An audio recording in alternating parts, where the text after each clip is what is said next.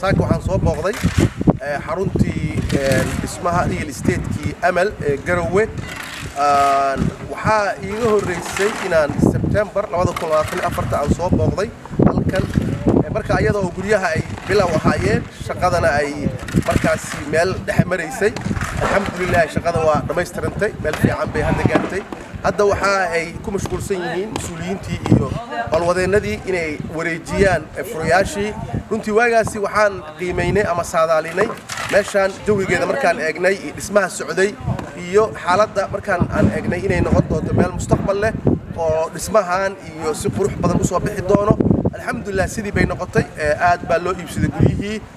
dadkii hadda iibsaday guryaha ayaa lagu wareejin doonaa dhawaan waxaana midda kale hadda aan rabnaa inaan insha Allah tacaala dadka ku baraarujino in hadda ay socoto dib u dhisidii guryo kale mashruucaasi oo runtii ballaaran oo dadkoo dhan ay ku soo dhawaan karaan haddii Ilaahay yiraahdo dadka gudaha iyo dadka dibadda runtii in dalka la maal gashado oo waliba la maal gashado waxyaabaha guriyeynta ah waa mashruuc aad u fiican oo wax u taraya dadka